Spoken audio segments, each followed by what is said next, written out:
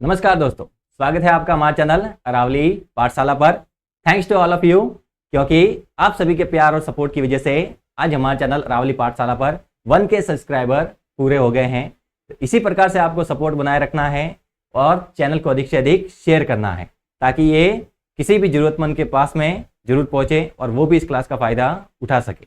यह अपनी सफलता की ओर पहली सीढ़ी है। इसी प्रकार से हम 1 बाय 1 स्टेप आगे बढ़ते रहेंगे और सफलता के शिखर तक एक दिन जरूर पहुंचेंगे। तो उसके लिए आपको क्या करना है, हमारे चैनल को सब्सक्राइब करना है और अपना जो सपोर्ट है वो बनाए रखना है। इसको अधिक से अधिक शेयर जरूर करें ताकि ये जरूरतमंद लोगों तक पहुंचे। आज की इस क्लास के अंदर हम एक फ्रेश टॉपिक लेके आए हैं। एक नया चैप्टर है अपने पास, और वो चैप्टर जो कि अपने लिए बहुत ही इंपॉर्टेंट होने वाला है। बेसिकली ये जो चैप्टर है वो हम क्लास 9 और 10 तक पढ़ते हैं। उसके बाद में जैसे ये अपने जो बुक्स है उनसे बिल्कुल गायब हो जाता है। उसके बाद में जब हम कंपटीशन एग्जाम में जाते हैं, जो सबसे पहले जो क्वेश्चन जहाँ से उठते हैं वो इसी चैप्टर से आते हैं। और ये चैप्टर है अपने पास ट्राइंगल, यानी कि त्रिभुज। बड़ा ही इंपॉर्टेंट चैप्टर है, क्योंकि यहाँ से जो क्वेश्चन है वो हर कॉम्पिटिशन एग्जाम के अंदर पूछे जाता है। अगर मैथ का उसके अंदर कोई पोर्शन है तो वहाँ से आपके पास ट्राइंगल का सवाल जरूर होगा। और हम क्या करते हैं, 9 10 के बाद में जैसे ही 11th में जाते हैं, यहाँ से जो ट्राइंगल वाला चैप्टर है वो अपने लिए खत्म ही समझो। वहाँ से हम इसको बिल्कुल देखते ही नहीं है। और जब कंपटीशन एग्जाम में जब बैठते हैं तो सबसे पहले अपने पास सवाल वही से आता है।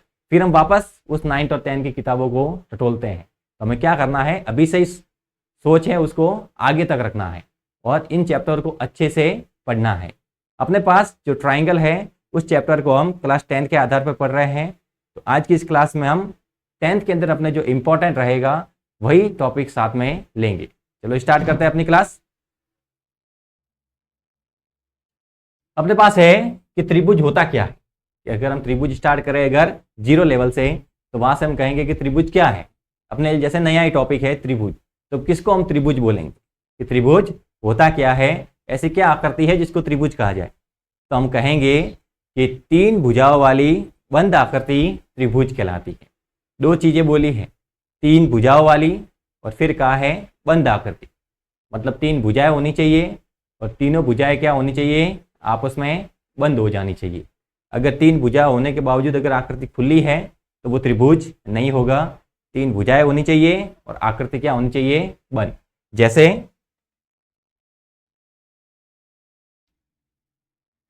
एक भुजा मेरे पास ये है, एक भुजा मैंने ये खींची। अगर तीसरी भुजा में ऐसे खींचता तो 1 2 3, पहली चीज तो हो गई कंप्लीट कि 3 भुजाएं हैं। लेकिन क्या ये आकृति बंद हो रही है? यहां से इस आकृति को देखते तो ये आकृति कैसी है, खुली है। मतलब ये 3 भुजाओं वाली आकृति तो है लेकिन बंद नहीं है। ये 3 भुजाएं इसके अंदर मौजूद है लेकिन ये बंद नहीं है। अतः इसको हम त्रिभुज नहीं कहेंगे, इसको त्रिभुज नहीं कहेंगे। अगर मैंने कहा एक भुजा ये है, दूसरी भुजा ये है और तीसरी भुजा मैंने ये खींच दी। एक भुजा ये खींची, एक ये खींची और एक ये खींची, 3 भुजाएं हो गई। अब जैसे ही 3 भुजाएं खींची है और ये आकृति भी कैसी हो गई है, बंद हो गई है, तब इसको हम त्रिभुज कहेंगे। ये वाला अपने पास त्रिभुज है, ये वाला त्रिभुज नहीं है। जब भी त्रिभुज की बात करें तो ध्यान रखना है कि 3 भुजाएं होनी चाहिए और आकृति कैसी होनी चाहिए, बंद होनी चाहिए। आप 3 भुजाओं वाली आकृति को किसी भी प्रकार से बना सकते हैं, केवल ये 2 चीजें ध्यान रखनी है कि भुजा 3 रखें और आकृति को क्या कर दें, बंद। आप चाहे तो इसका शेप बदल सकते हैं, इस प्रकार से बनाएं, इस प्रकार से बनाएं या फिर इस प्रकार से बनाएं। ध्यान रखना है आकृति बंद होनी चाहिए और भुजाएं कितनी होनी चाहिए, 3 होनी चाहिए। आप चाहे तो इस प्रकार से भी बना सकते हैं, आप चाहे तो इस प्रकार से भी बना सकते हैं। केवल 3 भुजाएं रखें और 3 भुजाओं से आकृति को क्या कर दें, बंद कर दें, तब हम कहेंगे कि वो क्या है, त्रिभुज है। समझ में आया? तो त्रिभुज के लिए ध्यान रखना है कि 3 भुजाएं होनी चाहिए और 3 भुजाओं से जो आकृति बनेगी वो बंद भी होनी चाहिए, वो खुली नहीं रहे। अगर खुली है तो वो त्रिभुज नहीं है, अगर बंद हो गई है तो वो क्या कहलाती है, त्रिभुज। अब देखना, अपने पास जो त्रिभुज होता है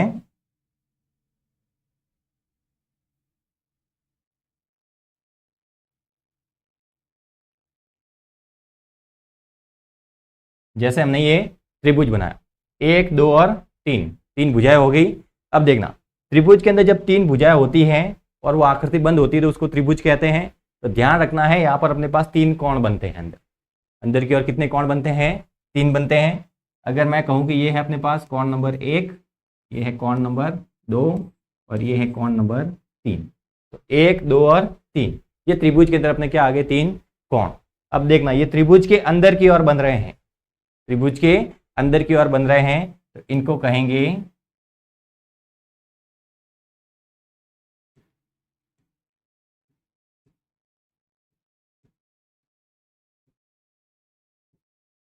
अंतः कोण। मतलब कोण 1, 2 और 3, ये क्या है? त्रिभुज के अंतः कोण है। कोण 1, कोण 2, कोण 3, ये कैसे कोण कहलाएंगे? अंतः कोण। अब देखना, अब अंतः कोण है मतलब इसका बाह्य वाला भाग भी तो होगा कि नहीं होगा? जब इसका अंत वाला भाग हमने कहा है तो अंत का ऑपोजिट होता है बाह्य, तो मतलब इसके अंदर बाह्य वाला भाग भी होगा। तो हमें क्या करना है? इन भुजाओं को आगे की ओर बढ़ाना है। इन भुजाओं को क्या करना है? आगे की ओर बढ़ाना है। अगर मैं इस भुजाओं को आगे की ओर बढ़ाऊं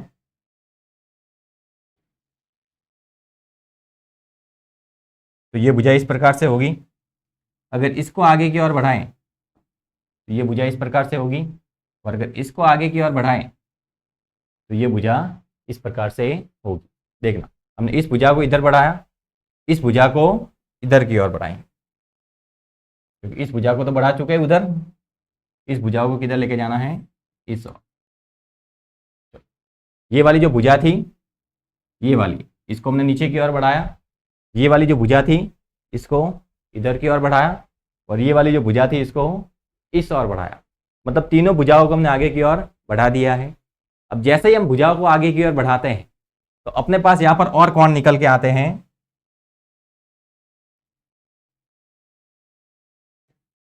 एक तो ये, जिसको हमने नाम दिया 4, एक इसके साथ में कोण बन रहा है ये, इसको नाम दिया हमने 5, और एक बन रहा है 3 के साथ, इसको नाम दिया हमने 6। 4 बन रहा है, 5 बन रहा है, 6 बन रहा है।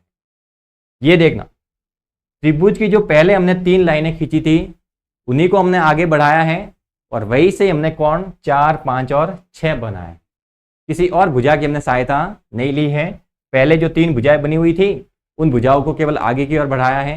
पहले उन भुजाओं के अंदर की ओर जो कोण बन रहे थे वो थे 1, 2 और 3, और उसको हमने कहा था अंतः कोण। फिर हमने उन्हीं भुजाओं को आगे की ओर बढ़ाया तो अपने पास 4, 5 और 6, 3 कोण और आ गए। इन कोणों को हम बोलते हैं बाह्य कोण। इन कोणों को क्या बोला जाता है? बाह्य कोण। तो यहां से लिखेंगे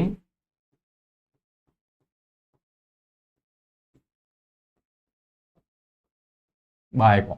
और बाह्य कोण अपने पास कौन कौन से हैं? 4, 5 और 6। तो यहां से हमने क्या सीखा कि जो 3 भुजाओं वाली बंद आकृति होती है उसको त्रिभुज कहते हैं। त्रिभुज के अंदर 3 भुजाएं तो होगी, साथ में 3 कोण भी होंगे।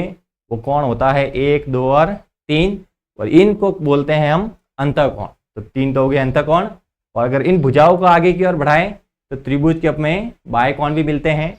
बाह्य कोण हो गया 4, 5 और 6, इनको कहा जाता है त्रिभुज के बाह्य कोण। अब देखना, जो अंतःकोण होता है उनका योग होता है अपने पास 180।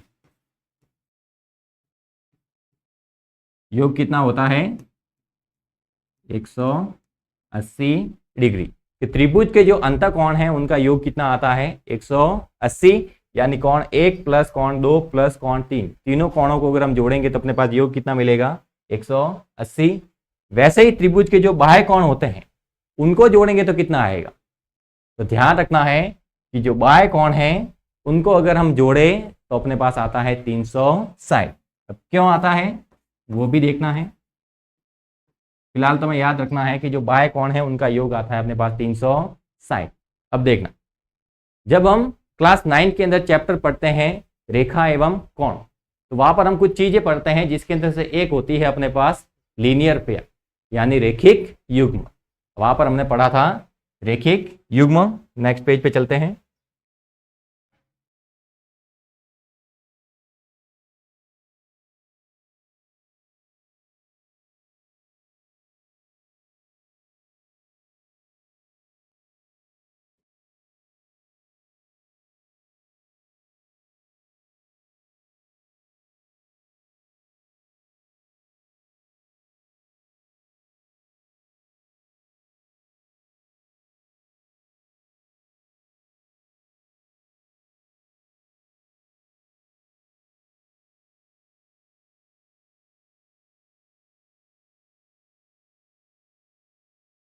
यहाँ पर हमने जो एंगल 1, 2 और 3, 1, 2 और 3 इनको जोड़ा था तो अपने पास कितना आया था 180। मतलब आप लिख सकते हैं कि angle 1 plus angle 2 plus angle 3, angle 1 plus angle 2 plus angle 3, ये कितना हो जाएगा अपने पास 180। और वैसे हमने कहा कि 4, 5 और 6 को जोड़े, तो बाय कौन है angle 4 plus angle 5 plus angle 6, तो अपने पास आता है 360। अब ऐसा कि इसके लिए हमने कहा था कि लीनियर पेयर बनता है। क्या बनता है लीनियर पेयर। अगर हम इस पॉइंट की बात करें तो इस पॉइंट के अंदर इस लाइन के एक तरफ जितने भी कोण बनेंगे उन सभी का योग आएगा 180। इस पॉइंट की अगर बात करें तो इसके एक तरफ जितने भी कोण बनेंगे उन सभी का योग कितना आएगा 180। तो इस पॉइंट पर अपने पास दो ही कोण बन रहे हैं 1 और 4। क्या बन रहा है 1 प्लस 4, इन दोनों का योग अपने पास कितना आएगा 180। तो लिख सकते हैं लीनियर पेयर, रेखिक युग्म। लीनियर पेयर अपने पास बन रहा है 1 प्लस 4, कितना आया अपने पास 180, क्योंकि जो रेखिक युग्म होता है वहां पर जो योग आता है वो कितना आता है 180। वैसे ही अगर इस पॉइंट की बात करें तो एंगल 2 और एंगल 5 इनको अगर ऐड करेंगे तो लीनियर पेयर द्वारा इनको भी कितना लिखेंगे 180। दूसरा हम लिख सकते हैं 2 प्लस 5, ये भी कितना आएगा 180। इक्वेशन नंबर 1 समझे, इसे इक्वेशन नंबर 2 कहें। फिर अगर इस पॉइंट की बात करें तो यहाँ पर अपने पास लीनियर पेयर के रूप में क्या बनेगा 3 और 6, क्योंकि इस पॉइंट के एक ही तरफ जो कोण बन रहे हैं वो कौन से हैं 3 और 6, इसी पॉइंट से तो बन रहे हैं। तो 3 और 6 को ऐड करेंगे तो कितना आएगा 180। तो 3 प्लस 6 कितना आएगा 180 डिग्री, ये हो गया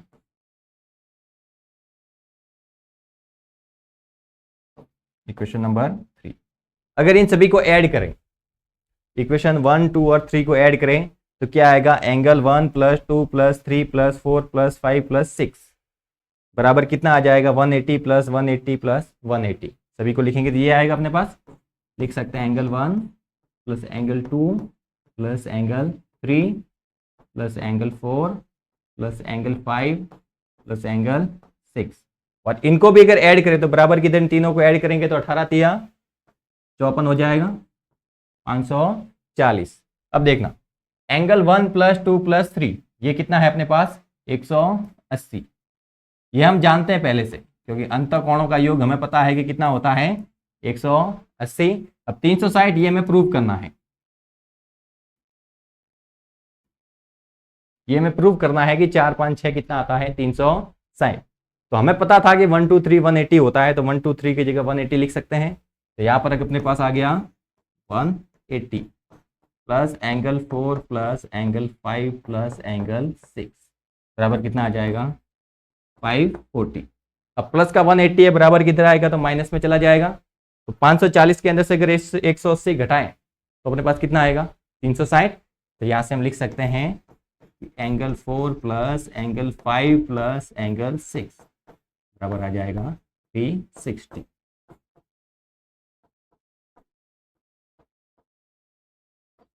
अब आप इसको एज ए क्वेश्चन समझे या एज ए कॉन्सेप्ट समझे, आप इसको क्वेश्चन के रूप में भी ले सकते हैं और कॉन्सेप्ट के रूप में याद भी रख सकते हैं कि जो अंतःकोण है उनका योग आता है 180 और जो बाह्य कोण होते हैं उनका योग आता है 360 डिग्री। मतलब त्रिभुज के जो अंदर कोण बनेंगे वो तो आएंगे 180 के बराबर, और उन्हीं रेखाओं को अगर आगे की ओर बढ़ाए, त्रिभुज की जो तीनों भुजाएं हैं उनको आगे की ओर बढ़ाएं और वहां से अगर योग लिखेंगे तो अपने पास कितना आएगा 360। तो अंतःकोणों का योग ध्यान रखना 180 होता है और बाह्य कोणों का योग होता है 360। तो यहाँ से हमें क्या पता चला कि त्रिभुज क्या होता है, 3 भुजा वाली बंद आकृति होती है। उसके बाद उन्होंने कहा कि उसके अंदर 3 कोण होते हैं। अब कोणों को हम अंतःकोण के रूप में भी कहते हैं और बाह्य कोण के रूप में भी कहते हैं। अंतःकोण वो होते हैं जो अंदर की ओर बनते हैं और बाह्य कोण वो जो कि बाहर की ओर बनते हैं। अंतःकोणों का योग 180 लिखते हैं और बाह्य कोणों का योग कितना आता है 360। अब कुछ और कॉन्सेप्ट पढ़ते हैं त्रिभुज के बारे में।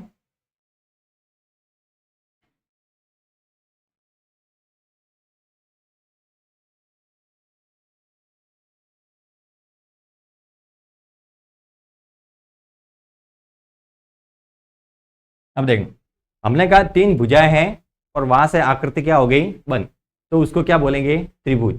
तो अगर मैं कोई 3 भुजाओं की माप लिखूं और कहूं कि क्या इससे त्रिभुज बनेगा, तो क्या डायरेक्ट वो भुजाओं की माप पता होने से त्रिभुज का निर्माण हो जाएगा?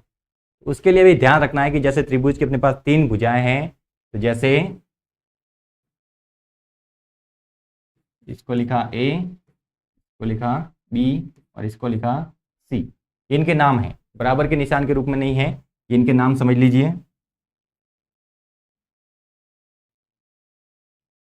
इसको हमने बोला है ए, इसको बोला है बी, इसको बोला है सी।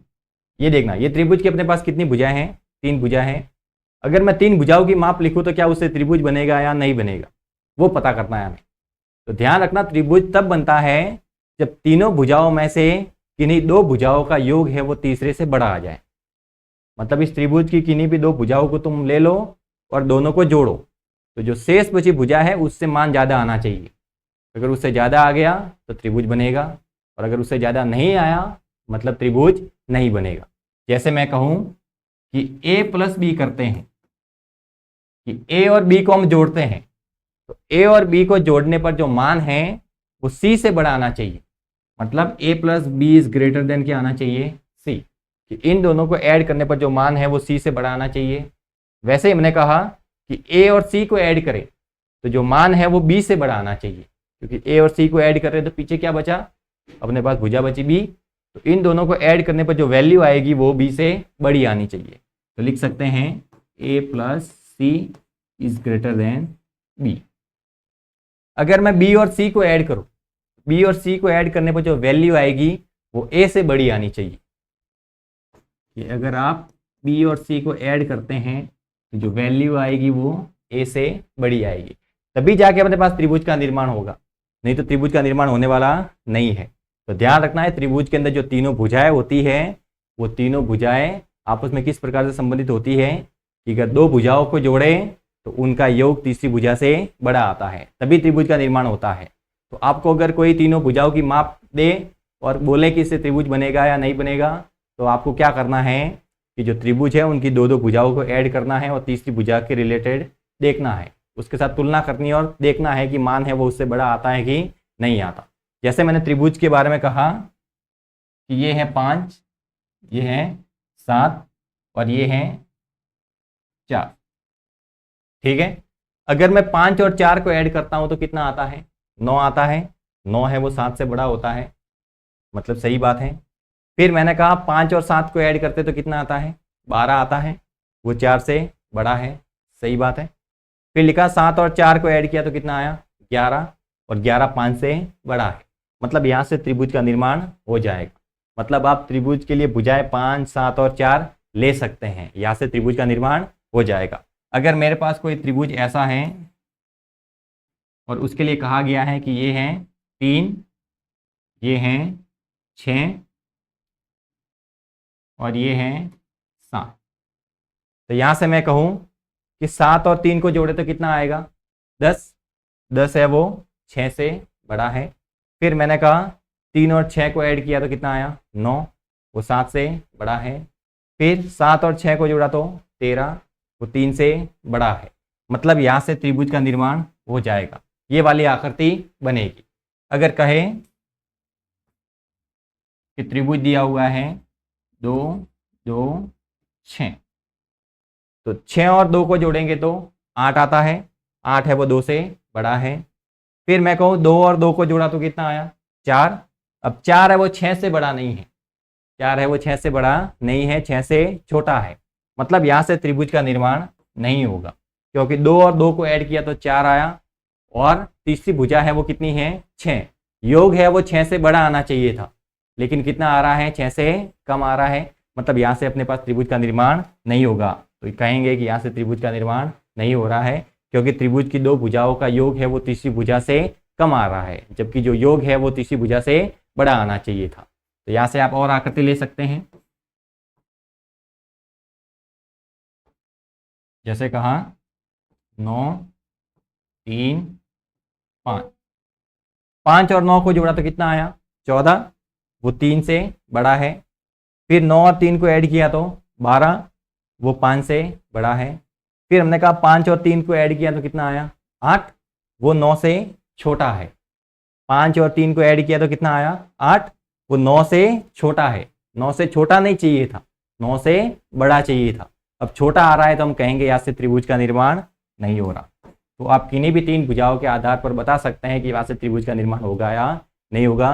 3 कोणों के बारे में पढ़ा कि अंतःकोण होते हैं, बाह्य कोण होते हैं। अब अंतःकोण बाह्य कोण के साथ में आप एक और चीज समझ सकते हैं, जैसे यहां से हम एंगल का निर्माण करते हैं,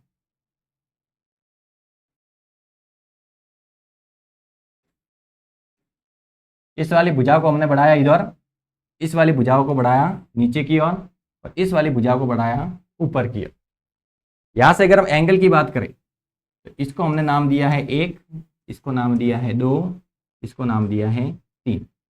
यहां से इसको हमने बोला 4, ये हो गया अपने पास 5, और ये हो गया अपने पास 6। देखना यहां से मैं बाह्य कोण 4 की बात करता हूं। कौन सा कोण? एंगल 4। कि अपने पास जो एंगल 4 है उसको हम किस प्रकार से लिख सकते हैं? तो ये एंगल 4 देखना, जो एंगल 1 है उसके बाहर वाला कोण है, जो एंगल 4 है वो एंगल 1 के बाहर वाला कोण है। तो हमको यहाँ से क्या ध्यान रखना है कि जो बाह्य कोण है त्रिभुज का, जो एक बाह्य कोण है वो किसके बराबर होगा? इसके साथ वाले अंतःकोण को छोड़ देना है। जिस बाह्य कोण की हम चर्चा कर रहे हैं उसके साथ वाला जो अंतःकोण है उसको हमें क्या कर देना है? छोड़ देना है। उसके अलावा जो 2 कोण बचते हैं उनका योग करना है। जैसे 4 के साथ में क्या था 1, तो 1 से अपने कोई लेना देना नहीं रखना है। 1 के अलावा कौन से कोण बचे? 2 और 3। तो जो एंगल 4 है वो 2 और 3 के योग के बराबर आएगा। वैसे अगर एंगल 6 की बात करें तो जो एंगल 6 है वो किसके बराबर आएगा? 6 के साथ वाले अंतःकोण को छोड़ देना है। तो 6 के साथ वाला अंतःकोण है 3, उसको ऐड नहीं करना है। इसके अलावा कौन सा बचा? 1 और 2। तो जो एंगल 6 है वो 1 + 2 के बराबर आए। वैसे बात करें एंगल 5 की, तो जो एंगल 5 है वो किसके बराबर आएगा? 5 के साथ वाले एंगल नंबर 2 को छोड़ देना है। इसके अलावा कौन सा बचा? 1 और 3। तो जो एंगल 5 है वो आएगा एंगल 1 + एंगल 3। तो यहाँ से ये वाला कॉन्सेप्ट भी ध्यान रखना है कि त्रिभुज का जो एक बाह्य कोण होता है वो उसके साथ वाले अंतःकोण के अलावा जो शेष 2 अंतःकोण है उनके योग के बराबर आता है। तो जो भी बाह्य कोण है उसके साथ वाले अंतःकोण को छोड़ देना है और शेष 2 कोण हैं उनको योग कर देना है। तो उनका जो योग है वो उस बाह्य वाले कोण के बराबर ही आएगा। तो यहाँ से इतनी चीज़ें हमें त्रिभुज के बारे में नॉर्मली 9 तक जो पढ़ी थी वो पता होनी चाहिए। आगे बढ़ते हैं। अगला है अपने पास कि टाइप्स ऑफ ट्राइंगल क्या होते हैं अकॉर्डिंग टू साइड्स। मतलब भुजाओं के आधार पर त्रिभुज के प्रकार कौन कौन से होते हैं। कि अपने पास अगर भुजा है उन भुजाओं के आधार पर त्रिभुज के कितने प्रकार कहेंगे। तो देखना भुजाओं के आधार पर अपने त्रिभुज के जो प्रकार हैं वो हम 3 प्रकार पढ़ते हैं। भुजा के आधार पर कितने प्रकार पढ़ते हैं? 3 प्रकार।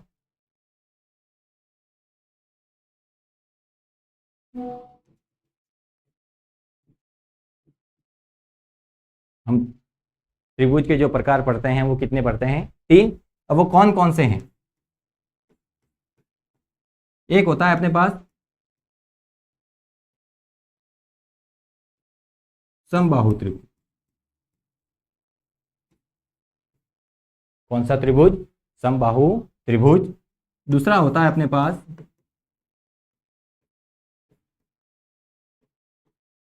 समद्विबाहु त्रिभुज।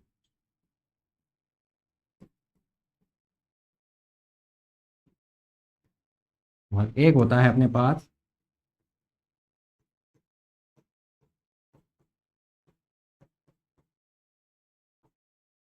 विषमबाहु त्रिभुज। तो भुजाओं के आधार पर हम त्रिभुज के 3 प्रकार पढ़ते हैं। एक होता है अपने पास समबाहु त्रिभुज, एक होता है समद्विबाहु त्रिभुज और एक होता है विषमबाहु त्रिभुज। देखना तीनों के नाम से ही पता चल रहा है कि इन त्रिभुज के अंदर क्या होने वाला है। जैसे इसके अंदर कहा है समबाहु त्रिभुज, मतलब सारी की सारी जो भुजाएं हैं, बाहु का मतलब भुजा होती है, तो कहा है समबाहु मतलब सभी भुजाएं क्या होगी? समान। तो अपने पास त्रिभुज है और त्रिभुज की तीनों भुजाएं कैसी हैं? समान है। जैसे ये वाला अपने पास त्रिभुज ले लिया और इस त्रिभुज की अपने पास तीनों भुजाएं हैं, वो कैसी है? समान है। जैसे ये वाली भुजा, ये वाली भुजा और ये वाली भुजा, तीनों भुजाएं कैसी हैं? समान है। तब कहेंगे कि ये कैसा त्रिभुज है? समबाहु त्रिभुज। कि ये वाली भुजा, ये वाली भुजा और ये वाली भुजा तीनों एक समान है। एक 5 सेंटीमीटर है तो दूसरी भी 5 सेंटीमीटर, तीसरी भी 5 सेंटीमीटर। तब कहेंगे कि ये अपने पास कौन सा त्रिभुज है? समबाहु त्रिभुज। अगर एक 9 सेंटीमीटर है तो दूसरी भी 9, तीसरी भी 9। एक 10 सेंटीमीटर है तो दूसरी भी 10, तीसरी भी 10। तीनों भुजाएं क्या होगी? बराबर। हम कहते हैं कि जो समबाहु त्रिभुज होता है उसके अंदर तीनों कोण भी बराबर होते हैं। तो ये किस आधार पर कहते हैं?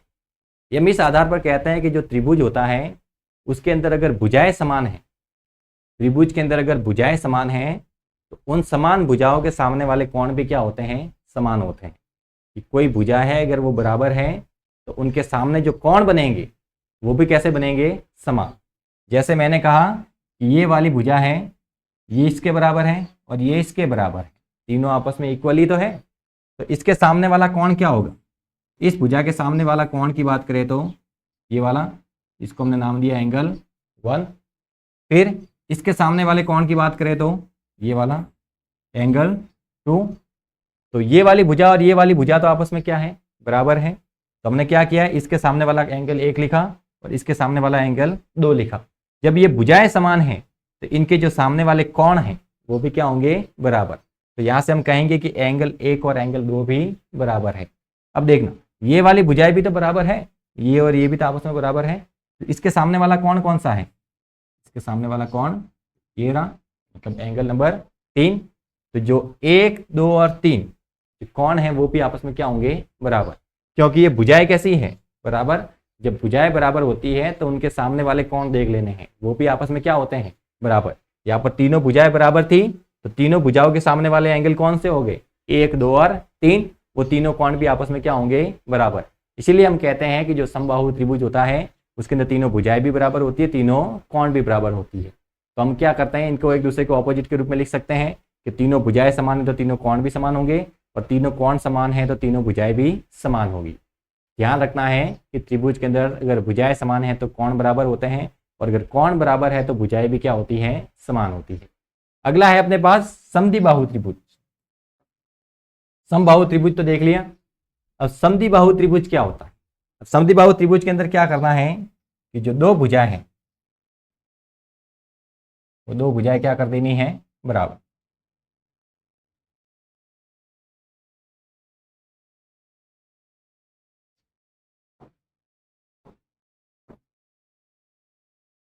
जैसे अपने पास ये वाली भुजा और ये वाली भुजा बराबर है और ये वाली भुजा है वो अलग है।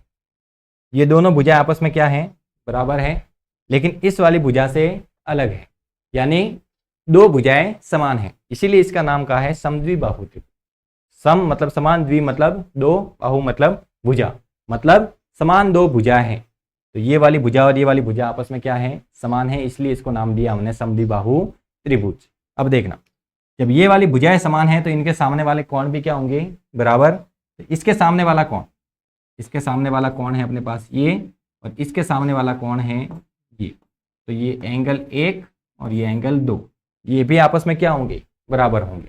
क्योंकि दो भुजाएं समान हैं तो उनके सामने वाले कोण भी क्या होंगे? समान होंगे। तीसरा है अपने पास विषम बाहु। त्रिभुज के कोई लेना देना नहीं है किसी से, क्योंकि इसके अंदर जो तीनों भुजाएं होती हैं वो तीनों भुजाएं एक दूसरे से अलग होती हैं। तीनों भुजाएं कैसी है? अलग अलग। जब तीनों भुजाएं अलग अलग हैं तो इसको हमने नाम दिया विषम बाहु त्रिभुज। कि जो बाहु यानी जो भुजा है वो विषम है, मतलब बिल्कुल ही अलग अलग है। जब तीनों भुजाएं अलग तो उसको हमने कहा विषम बाहु त्रिभुज। जब इसके अंदर भुजाएं बराबर नहीं है तो इनके सामने के कोण से अपने कोई लेना देना नहीं है। अगर भुजाएं समान होती तो उनके सामने के कोण भी समान होते, लेकिन यहाँ पर एक भी भुजा बराबर नहीं आ रही है तो सामने वाले जो कोण होंगे वो भी कैसे होंगे? अलग अलग। तो जो समबाहु त्रिभुज होता है तीनों भुजाएं समान होती हैं और तीनों के तीनों कोण समान होते हैं। समद्विबाहु त्रिभुज है, दो भुजाएं समान होती है और जब दो भुजाएं समान है तो उनके सामने के कोण भी समान, यानी दो भुजाएं समान है और दो कोण भी समान है। विषम बाहु त्रिभुज है तो तीनों भुजाएं अलग अलग, जब तीनों भुजाएं अलग है तो तीनों के तीनों कोण भी कैसे हैं, अलग अलग है। तो ये चीजें हमें यहाँ से ध्यान रखनी है। देखना यहाँ पर हम कुछ 3 त्रिभुज बना के देख लेते हैं। जैसे अपने पास एक तो ये त्रिभुज है,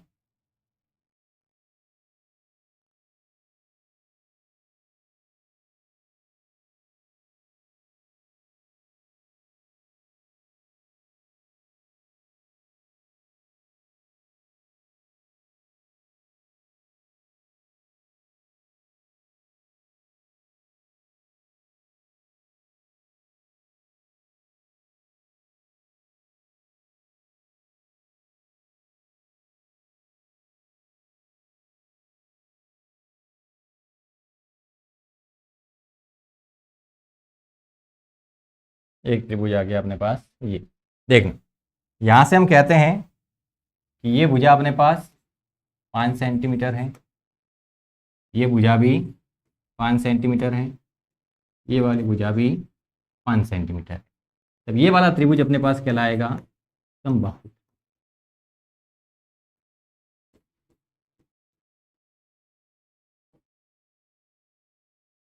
यहाँ पर हमने कहा कि ये 6 सेंटीमीटर है, ये वाली भी 6 सेंटीमीटर है और ये वाली है अपने पास 5 सेंटीमीटर।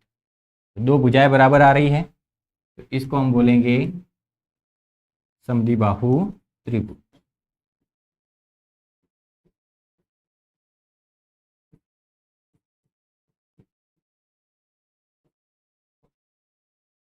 यहाँ पर ये वाली भुजा हमने लिखी 4 सेंटीमीटर, ये वाली लिखी 3 सेंटीमीटर और ये वाली लिखी हमने 5 सेंटीमीटर।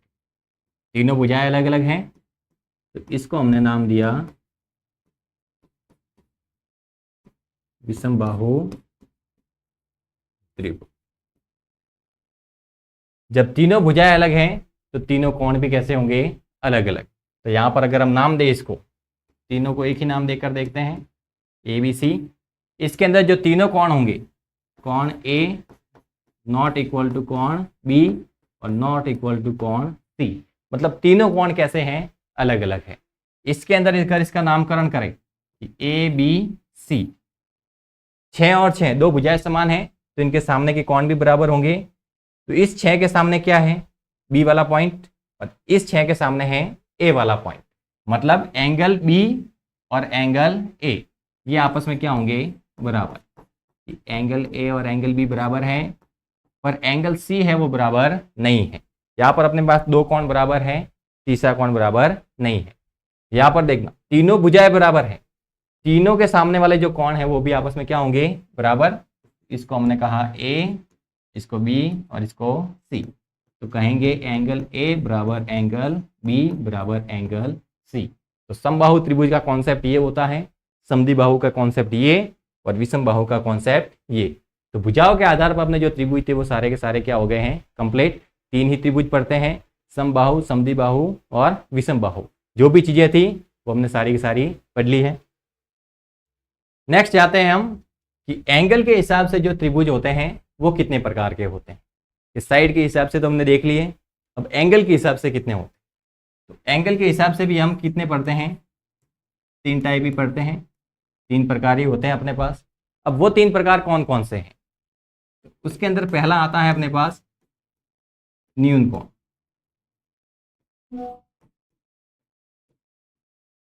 न्यून कोण त्रिभुज, न्यून कोण त्रिभुज। अब इसके अंदर क्या होता है कि जैसे अपने पास कोई त्रिभुज है,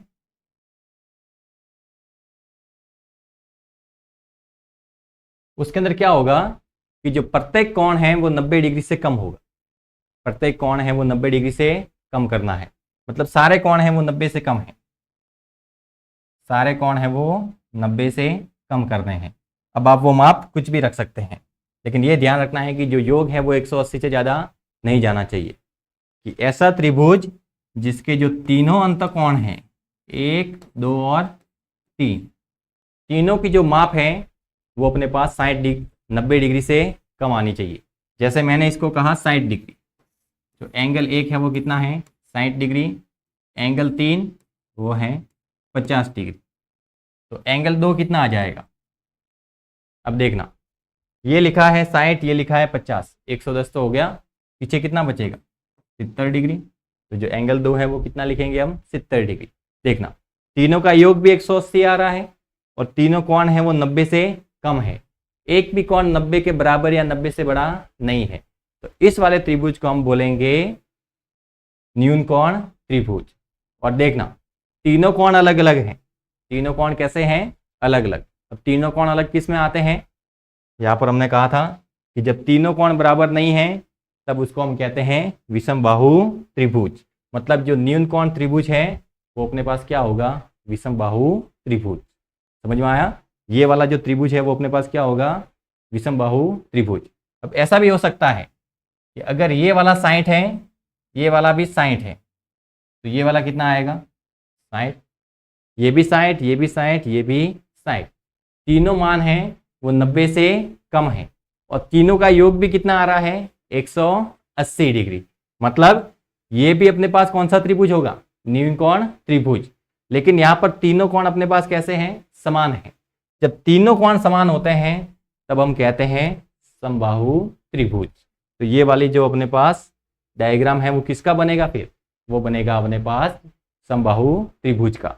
अगर मैं कोण के मान बदलूं,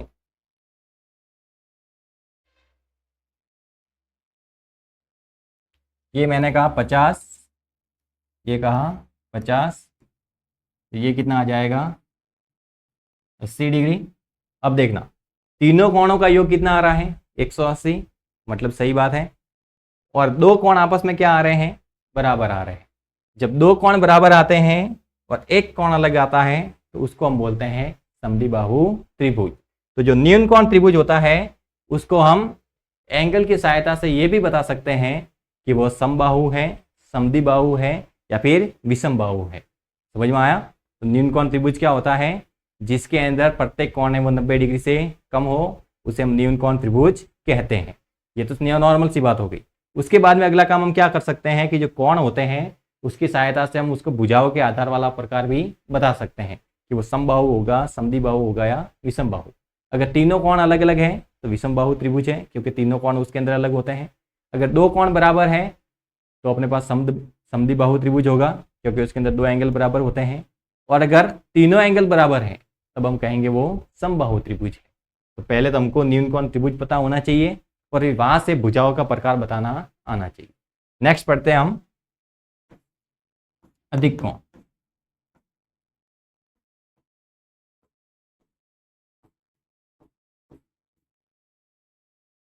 क्या हो जाएगा अपने पास? अधिक कोण।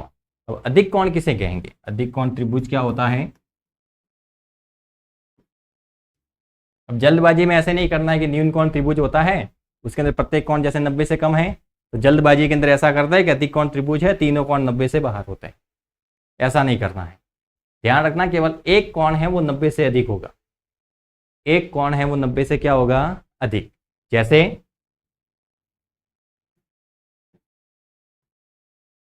मैंने कहा ये है 110 डिग्री। कितना है? 110। तो पीछे कितना बचा अपने पास? 70 डिग्री। अब 70 है वो इन दोनों के अंदर बढ़ जाएगा। हो सकता है ये 20 डिग्री हो और हो सकता है ये वाला 50 डिग्री हो। तो यहाँ पर हम देखते तो क्या पता चलता है कि एक कोण है वो केवल 90 से ज़्यादा है। देखना, अगर दो कोण 90 से ज़्यादा हो जाएंगे तो ये 110 है। अगर यहाँ पर जैसे 90 भी लिखूँ मैं तो 90 और 110 कितना हो जाएगा? 200। और त्रिभुज के तीनों अंत कोणों का योग तो केवल 180 डिग्री होता है। तो ध्यान रखना है, केवल एक कोण होता है वो 90 डिग्री से ज़्यादा होता है। बाकी जो दो कोण हैं वो 90 डिग्री से कम होते हैं। उसको हम कहते हैं अधिक कोण त्रिभुज। तो ये अपने पास आ गया 110 डिग्री, ये 20 डिग्री और ये 50 डिग्री। आप चाहे तो दूसरी माप भी ले सकते हैं। जैसे यहाँ पर मैं लिखूँ 100 डिग्री, यहाँ पर कितना लिखे? 100 डिग्री। तो कितना बचेगा यहाँ पर? 80 बचेगा। तो 80 को यहाँ पर बांट सकते हैं। अब 50-30 के रूप में भी लिख सकते हैं, 40-40 के रूप में भी लिख सकते हैं, 60-20 के रूप में भी लिख सकते हैं, 10-70 के रूप में भी लिख सकते हैं। लेकिन जो एक कोण है वो कितना हो गया? 90 से बाहर। जैसे ही 90 से बाहर गया उसको हमने क्या कहा? अधिक कोण त्रिभुज। तो यहाँ पर न्यून कोण के अंदर कहे क्या कहें? एवरी एंगल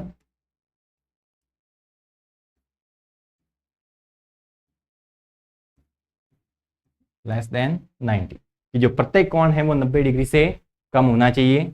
और अधिक कोण की बात कहें तो लिखेंगे one angle greater than 90 degree. तो एक कोण है वो 90 डिग्री से ज्यादा होना चाहिए। आगे पढ़ते हैं हम।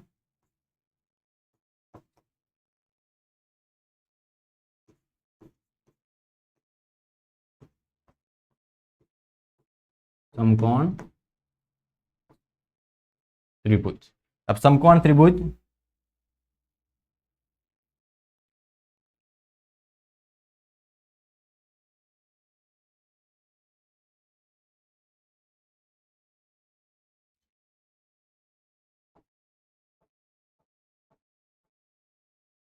एक कोण है वो 90 डिग्री का होगा, बस उसको हम क्या बोलेंगे, समकोण त्रिभुज। देखना यहाँ पर ये कोण जैसे हमने 90 डिग्री का बना दिया, तो इसको हम क्या बोलेंगे, समकोण त्रिभुज। अब इन दो भुजाओं की माप कुछ भी हो सकती है, उससे अपने कोई लेना देना नहीं है। केवल ये ध्यान रखना है कि अगर किसी त्रिभुज के अंदर एक 90 का एंगल आ गया तब उसको हम क्या बोलेंगे, समकोण। समझ में आया? ये राइट एंगल हो जाएगा अपने पास, राइट एंगल ट्राइंगल, क्योंकि एक कोण कितने का आ रहा है, 90 का।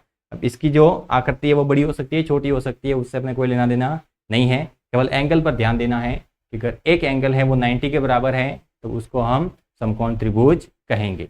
और देखना, जब समकोण त्रिभुज की बात करते हैं, नेक्स्ट पेज से चलते हैं। जैसे हमने समकोण त्रिभुज की बात की, ये आ गया अपने पास समकोण त्रिभुज, इसको नाम दिया ए बी सी। बी पर हमने कहा कि कोण कितने का बन रहा है, 90 का। इसको हमने समकोण त्रिभुज नाम दिया है। तो जो समकोण त्रिभुज है उसके अंदर एक चीज होती है, उसको बोला जाता है पाइथागोरस प्रमेय। पाइथागोरस थ्योरम पढ़ते हैं हम, पाइथागोरस प्रमेय। उसके अंदर क्या करते हैं कि जो 90 के सामने वाला एंगल है उसको बोला जाता है हाइपोटेनियस, यानी कर्ण। तो ये वाली जो भुजा है वो अपने पास क्या है, कर्ण है। ये है इसका बेस, इसका क्या है, बेस, मतलब आधार है, आधार लिख सकते हैं। और ये है इसका परपेंडिकुलर, मतलब लंब। तो त्रिभुज की तीनों भुजाएं किसके संदर्भ में, समकोण त्रिभुज के संदर्भ में। अब ये मत लागू कर देना न्यून कोण अधिक कोण उसके अंदर, कि उसके अंदर भी कर्ण होता है, लंब होता है, आधार होता है, उसके अंदर डायरेक्ट पता नहीं चलेगा, उसको हमें समकोण त्रिभुज के अंदर कन्वर्ट करना पड़ेगा, फिर देखना पड़ेगा। यहाँ पर हमने क्या कहा कि जो 90 डिग्री एंगल है तो ये राइट एंगल ट्राइंगल हो गया। इसके सामने वाली जो भुजा है वो क्या होती है, हाइपोटेनिस यानी कर्ण। उसके जो नीचे वाला भाग है वो क्या कहलाता है, उसका बेस। और जिसके ऊपर 90 का एंगल खड़ा है वो उसका कहलाता है परपेंडिकुलर, मतलब लंब। यहाँ पर हमने पाइथागोरस प्रमेय की बात की है, पाइथागोरस प्रमेय की, जो अपने पास होती है कर्ण स्क्वायर, मतलब 90 के सामने वाली जो भुजा है वो, और ये 90 के सामने वाली भुजा है वो सबसे बड़ी भुजा है। जो कर्ण है वो कैसी भुजा होती है, सबसे बड़ी, सबसे बड़ी। तो यहाँ पर लिख सकते हैं कर्ण स्क्वायर बराबर आधार स्क्वायर प्लस लंब स्क्वायर। तो ध्यान रखना है कि अपने पास जो समकोण त्रिभुज होता है उसके अंदर पाइथागोरस प्रमेय लागू होती है। और पाइथागोरस प्रमेय क्या होती है, कर्ण स्क्वायर बराबर आधार स्क्वायर प्लस लंब स्क्वायर। 90 के सामने वाली जो भुजा होती है वो कर्ण कहलाती है, और वो त्रिभुज की सबसे बड़ी भुजा होती है। जिस पर त्रिभुज खड़ा होता है वो उसका बेस यानी आधार कहलाता है, और जिस पर 90 का एंगल टिका हुआ होता है वो कहलाती है लंब यानी परपेंडिकुलर। ये चीजें हमें ध्यान रखनी है समकोण त्रिभुज के संबंध में। आगे चलते हैं। आगे है अपने पास सर्वांग सम और समरूप। सर्वांग सम क्या होता है, समरूप क्या होता है। जब हम त्रिभुज की बात करते हैं तो वहां पर अपने पास सर्वांग सम और समरूप दो शब्द आते हैं। हमें उन दो शब्दों को समझना है, और वहां से वहां जो त्रिभुज बनते हैं उनको समरूप भी देखेंगे और सर्वांग सम भी देखेंगे। देखना, नाम से पता चलता है समरूप मतलब समान रूप, समान रूप, और सर्वांग सम मतलब सर्व अंग सम मतलब सभी अंग समान। मतलब जब हम किन्हीं दो चीजों की तुलना करते हैं और तुलना करने पर देखते हैं कि सारे के सारे अंग बिल्कुल बराबर हैं, तब हम कहते हैं कि वो सर्वांग सम है। और अगर हम देखते हैं और हमें केवल रूप बराबर नजर आता है तब हम उसको समरूप कहते हैं।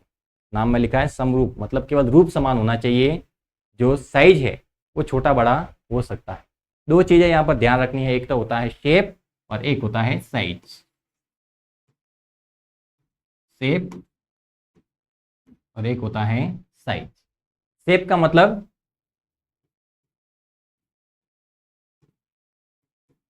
आकार और साइज का मतलब आमाप, आमाप का है या फिर माप का है। तो जो शेप मतलब देखने में कैसा नजर आता है और साइज छोटा है या बड़ा है, ये जो पूरा कॉन्सेप्ट है वो शेप और साइज पर ही डिपेंड करता है।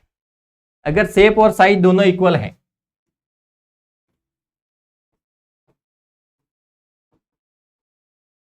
शेप और साइज है वो कैसे हैं, इक्वल, तब उसको हम बोलेंगे सर्वांग, मतलब वो कॉन्ग्रेंट है। क्या है, कॉन्ग्रेंट। जब शेप और साइज इक्वल है तो उसको हम बोलेंगे सर्वांग, कॉन्ग्रेंट। और शेप बराबर है, साइज अलग है। शेप क्या है, बराबर,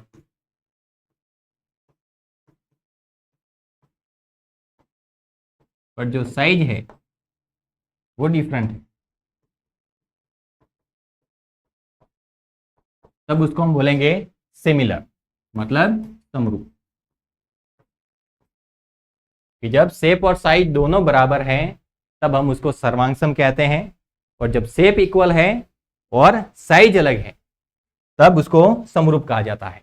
सर्वांगसम मतलब सारे के सारे अंग बराबर, तो शेप और साइज बिल्कुल ही एक जैसे। और समरूप यानी रूप बराबर, तो जो शेप है वो बराबर होगा, साइज है वो अलग होगी, छोटा हो सकता है बड़ा हो सकता है, ये ध्यान रखना। अब अपने पास जो समरूप होता है, अपने पास जो समरूप होता है वो सर्वांगसम हो ये जरूरी नहीं है, ध्यान रखना।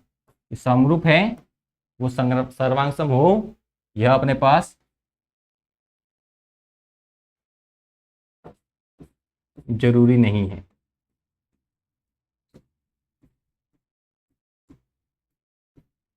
कि जो समरूप है वो सर्वांगसम हो ये जरूरी नहीं है। कि कोई भी अपने पास आकृति है वो अगर अपने पास समरूप है तो क्या उसको हम सर्वांगसम बोलेंगे, तो यह जरूरी नहीं है कि प्रत्येक समरूप आकृति है वो सर्वांगसम हो, यह जरूरी नहीं है।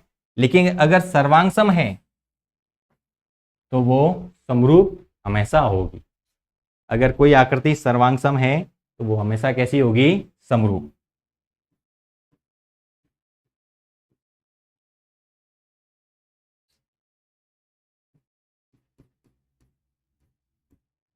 यह वाला कॉन्सेप्ट ध्यान रखना है कि प्रत्येक सर्वांगसम आकृति समरूप होती है, और प्रत्येक समरूप आकृति सर्वांगसम हो ये जरूरी नहीं है, हो भी सकती है नहीं भी हो सकती।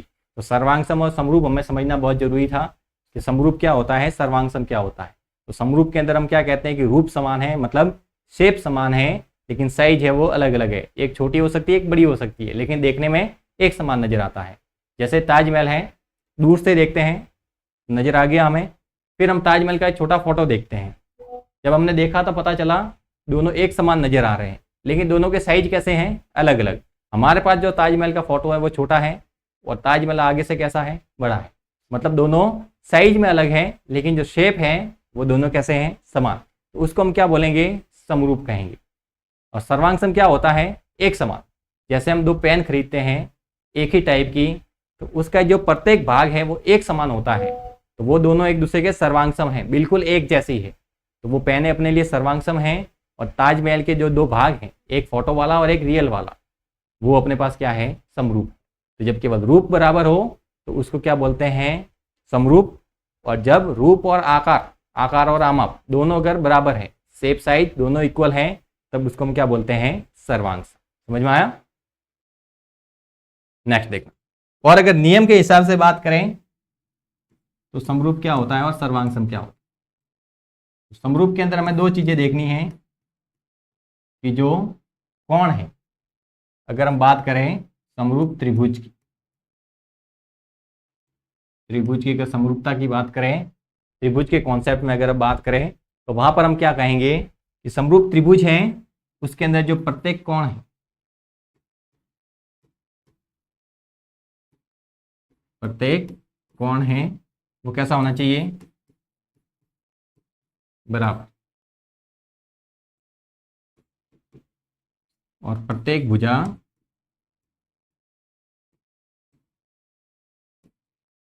यहां पर हमने लिखा था कि जब समरूप है तो शेप तो इक्वल है और जो साइज है वो डिफरेंट है। तो साइज भुजाओं की जो माप है वो दोनों के अंदर कैसी होगी, अलग अलग, एक के अंदर छोटी होगी, एक के अंदर बड़ी होगी। तो ध्यान रखना जो प्रत्येक भुजा है वो समानुपाती होगी।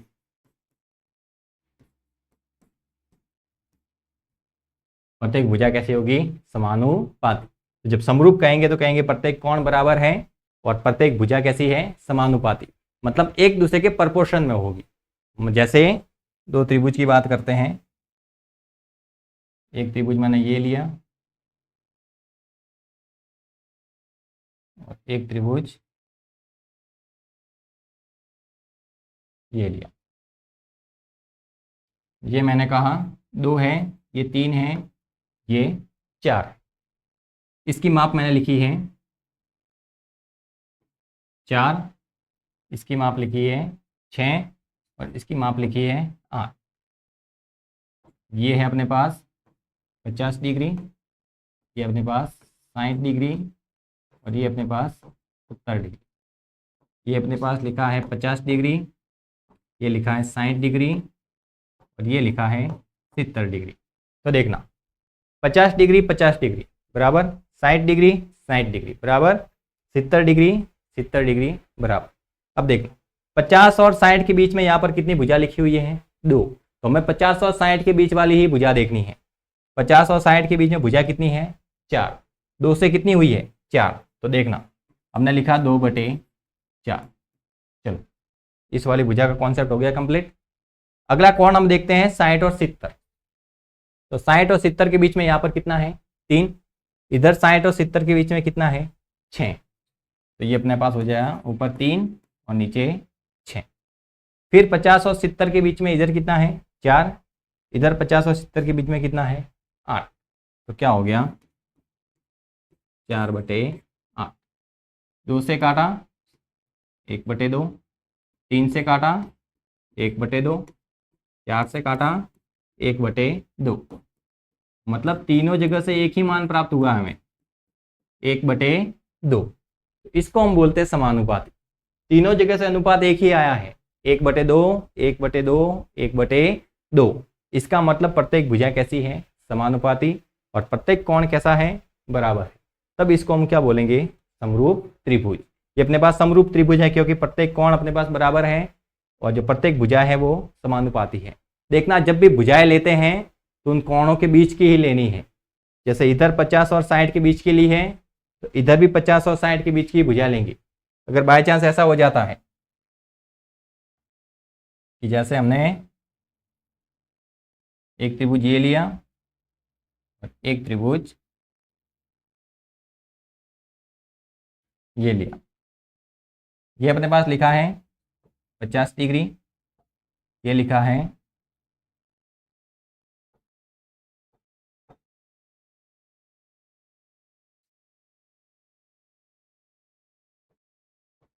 35 डिग्री,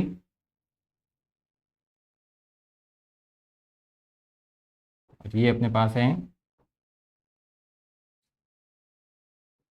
95 डिग्री। वैसे यहाँ पर हमने लिखा 95 डिग्री, ये लिखा 35 डिग्री, ये लिखा हमने 50 डिग्री। ठीक है, तीनों कोण लिखे। अब जल्दबाजी में ये नहीं करना है कि 95 50 35 95 35 50 की कोण बराबर है। जल्दबाजी में यहाँ पर समरूपता देखते जाते हैं, तो ये नहीं कहना है कि तीनों कोण बराबर है, मतलब पहला पॉइंट हो गया क्लियर। फिर प्रत्येक भुजा समानुपाती कही थी, यहाँ पर लिखी थी 3, यहाँ पर लिखी थी 6, यहाँ पर लिखा था 5, यहाँ पर लिखा था 10, यहाँ पर लिखा था 2, यहाँ पर लिखा था 4। हम अनुपात देखने चले गए। जल्दबाजी में क्या कहा कि तीनों कोण बराबर थे, देख लिए तीनों कोण बराबर। फिर अनुपात इधर भी 3 था, इधर भी 6 था, तो 3/6 1/2 आ गया। फिर 5 का डबल 10 मतलब 5/10, 1/2 इधर भी, और 2/4 यानी 1/2। तो हम कहा कि कौन बराबर है और समानुपाती आ रहे हैं, तो हमने इनको भी क्या लिखा, समरूप। तो ध्यान रखना वो बात हमारी गलत है, ये बात अपनी क्या है, गलत है। क्यों? क्योंकि भुजाएं हमें कौन सी लेनी है, समान कोणों के बीच की। जैसे यहां पर 50 और 95 के बीच में कितना आ रहा है, 3 आ रहा है। 50 और 95 के बीच में कितना आ रहा है, 3। तो इसके बटे में हम जो मान लिखेंगे वो 50 और 95 के बीच वाली भुजाएं लोगे, तो 50 और 95 इनके बीच में कितना है, 10 है। कितना है, 10। इधर 50 और 95 के बीच में 3 आ रहा था, तो इधर भी 50 और 95 के बीच वाला लेंगे, कितना आएगा, 10। उसके बाद में 5 की बात करें तो ये 95 और 35 के बीच में आ रहा है, 95 और 35 के बीच में। तो 95 और 35 के बीच में कितना आ रहा है, 6। तो इधर कितना आ जाएगा, 6। फिर 50 और 35 के बीच में कितना आ रहा है, 2। तो 50 और 35 के बीच में कितना आ रहा है, 4। ये 2 आ गया, ये कितना आ गया, 4। अब अनुपात देखें तो यहाँ से और यहाँ से कहीं से भी अनुपात अपने पास बराबर नहीं आ रहा है, मतलब ये समानुपाती नहीं है। तो ये वाला है वो समरूप नहीं है, जबकि ये वाला समरूप है। तो जब भी समानुपाती भुजाएं देखते हैं, भुजाओं का समानुपात निकालते हैं, तब एंगल का जरूर ध्यान रखना है कि भुजा है वो सेम एंगल के बीच की लेनी है। ऐसा नहीं कि इधर वाली साइड वाली भुजा इधर भी नजर आ रही है, इधर भी नजर आ रही है, तो इनको उठा दिया, जैसे इधर वाली और इधर वाली को बटा में लिख दिया। जरूरी थोड़ी है, एंगल का जरूर ध्यान रखना है कि जिन एंगल को ले रहे हैं उन एंगल के बीच वाली भुजा का ही अनुपात लिखना है। जैसे 95 और 50 इधर था, इसके बीच में 3 आ रही है, तो जरूरी नहीं कि 3 इस वाली साइड ही होगा। एंगल देखकर पता करना कि 95 और 50 किधर है, 95 और 50 तो इधर है, तो ये वाली भुजा काम में लोगे, ये वाली भुजा काम में नहीं आएगी। तो समरूपता जब भी सिद्ध करते हैं और भुजाओं का समानुपात देखते हैं, वहां पर इस बात का बहुत ही ध्यान रखना है। नेक्स्ट देखते हैं सर्वांग सम।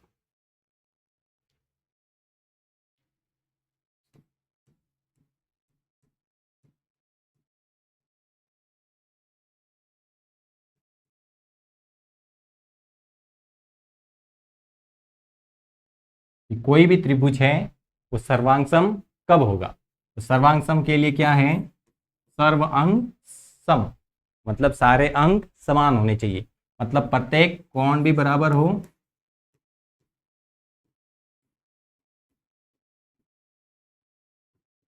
प्रत्येक कोण बराबर हो और प्रत्येक भुजा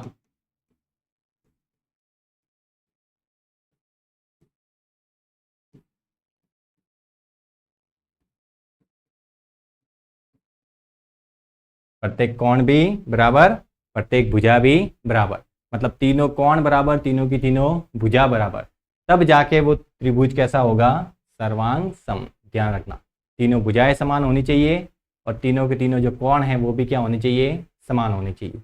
दोनों के अंदर तुलना करनी है, तीनों के तीनों जो कोण हैं वो भी आपस में बराबर आ जाए, तीनों की तीनों भुजा भी आपस में बराबर आ जाए, तब उसको बोलेंगे सर्वांग सम। क्यों? क्योंकि एक के ऊपर एक रखेंगे तो उसको पूरा का पूरा कवर कर लेगा। सर्वांग सम आकृति वही होती है कि एक के ऊपर एक रखे, दोनों आकृति एक दूसरे को क्या कर दें, कवर कर दे, केवल एक ही आकृति नजर आए दोनों मिलकर।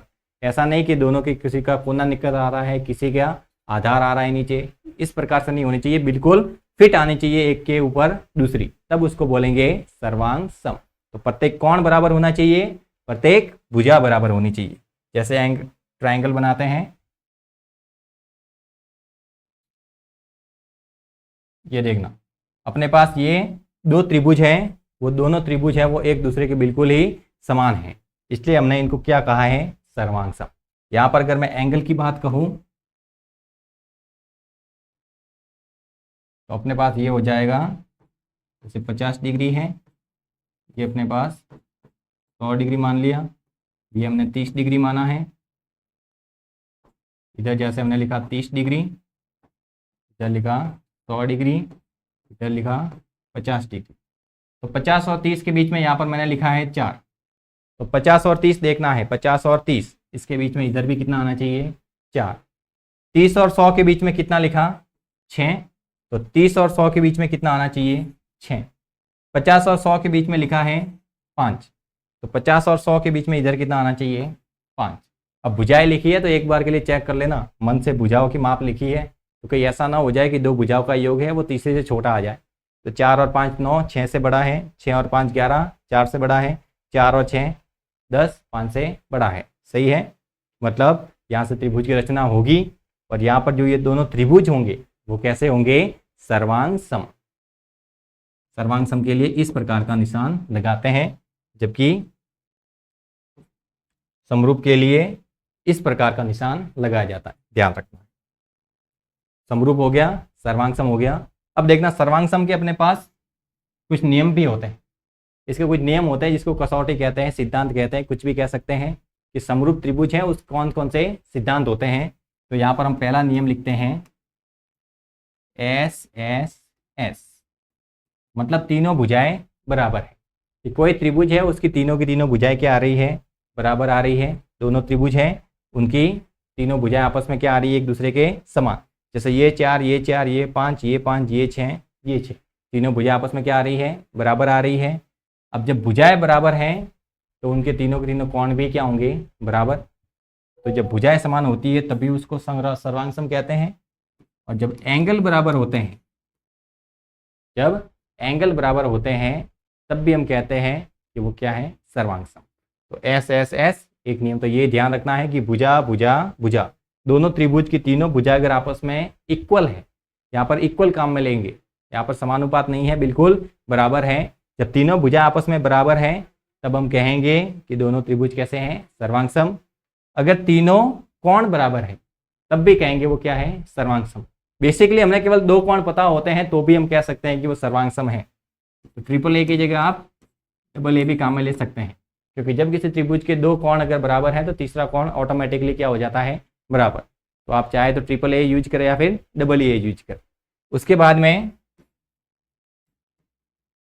अपने पास जैसे साइड एंगल साइड हो, इधर वाली भुजा बराबर इधर वाली भुजा बराबर बीच वाला कोण बराबर, तब भी वो त्रिभुज क्या होगा, सर्वांग सम। त्रिभुज क्या हो जाएगा, सर्वांग सम। उसके बाद में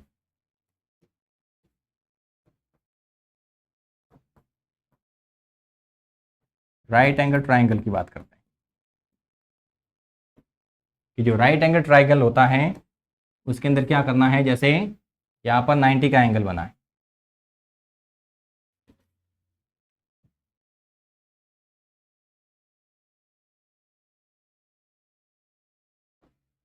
यहाँ पर अपने 90 का एंगल बना, तो क्या है इसके सामने वाला अगर कोई कोण है, दो त्रिभुज हैं,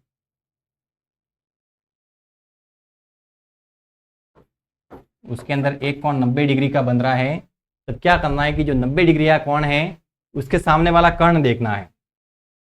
उसके सामने वाला क्या देखना है, कर्ण। अगर ये वाली भुजा और ये वाली भुजा इक्वल है, और उसके अलावा जो दो भुजाएं बची है, उसके अलावा जो दो भुजाएं बची है वो देखनी है। दो भुजाएं, एक तो ये एक ये, इसके अंदर भी ये और ये, अगर इसके अंदर से ये और ये बराबर हैं तब ये समकोण त्रिभुज के द्वारा हम इसको कहेंगे सर्वांग सम। समझ में आया, इधर भी 90 का कोण है, इधर भी 90 का कोण है, ये वाली भुजा और ये वाली भुजा बराबर है, ये वाली भुजा और ये वाली भुजा बराबर है, तो ये वाली भुजा भी आपस में क्या होगी, समान। अब पाइथागोरस प्रमेय लगाते हैं तो पता है कि कर्ण स्क्वायर बराबर क्या होता है, आधार स्क्वायर प्लस लंबी स्क्वायर। तो यहाँ से भी आधार का मान निकाला, यहाँ से भी आधार का मान निकाले, वो दोनों आपस में क्या हो जाएंगे, बराबर। तो यहाँ पर अगर हम नियम की बात करें तो ये अपने पास एस है, उसके बाद में एस है और ये ए है, तो एस एस ए, ये वाला नियम तो हम यूज नहीं करते, इसलिए हमने यहाँ पर इसकी जगह दूसरा नियम काम में लिया है, right angle triangle. Right angle triangle, उसकी सहायता से हमने कहा कि ये दोनों त्रिभुज क्या हैं, सर्वांग सम। क्योंकि नियम तो हम क्या काम में लेते हैं, एस ए एस, कि दो साइड होनी चाहिए और उसके बीच का एंगल बराबर होना चाहिए। लेकिन यहाँ पर अपने पास क्या है, दो साइड है और फिर एंगल है, तो इस प्रकार का नियम हम काम में नहीं लेते हैं, उसकी जगह हम काम में लेते हैं राइट एंगल ट्राइंगल। ध्यान रखना है, जब 90 का कोण बनेगा तो जो त्रिभुज है उसकी कर्ण वाली भुजा और आधार और लंब में से एक भुजा है वो क्या हो जाएगी, बराबर। तो वहाँ पर हम राइट एंगल ट्राइंगल वाला नियम यूज करेंगे। जो समरूप वाला है अपने पास, उसके अंदर भी हम क्या करते हैं कि एस एस एस ये वाला नियम यूज करते हैं। फिर ए, या फिर इसकी जगह डबल ए भी काम में लेते हैं, या फिर SAS। ये वाले नियम हम क्या करते हैं, यूज करते हैं। इन नियमों की सहायता से हम क्या करते हैं कि जो त्रिभुज है उसको समरूप दर्शाते हैं। देखना, कई पर हम इस प्रकार से यूज भी करते हैं, जैसे AAS। इसकी तो जरूरत पड़ती नहीं, वैसे इसके लिए जो साइड है उसकी तो आवश्यकता पड़ती नहीं, क्योंकि दो कोण निकल गए हैं तो तीसरा कोण तो ऑटोमेटिकली बराबर होगा। जैसे ASA, इसके लिए दो कोण तो पहले से ही बराबर आ गए, तो तीसरा कोण तो निकालने की जरूरत ही नहीं है, ये तो AA से भी पहले से ही बराबर है। तो इन वाले नियमों की बेवजह कोई ज़रूरत नहीं पड़ती है। 1, 2 और 3 इनसे अपने सारा का सारा मैटर सॉल्व हो जाता है। तो हमें आशा है कि आपको ये ट्राइंगल वाली क्लास है वो पसंद आई होगी। अपनी जो अगली क्लास होगी उसके अंदर हम BPT थ्योरम के साथ में आएंगे।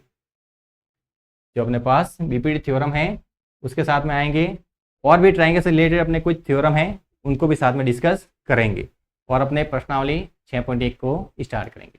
तब तक के लिए आपको क्या करना है, चैनल को अधिक से अधिक शेयर करना है, वीडियोज़ को अधिक से अधिक लाइक करना है, और अपने दोस्तों वगैरह तक इस वीडियो को पहुंचाना है। मिलते हैं नेक्स्ट क्लास में, तब तक के लिए धन्यवाद, टेक केयर।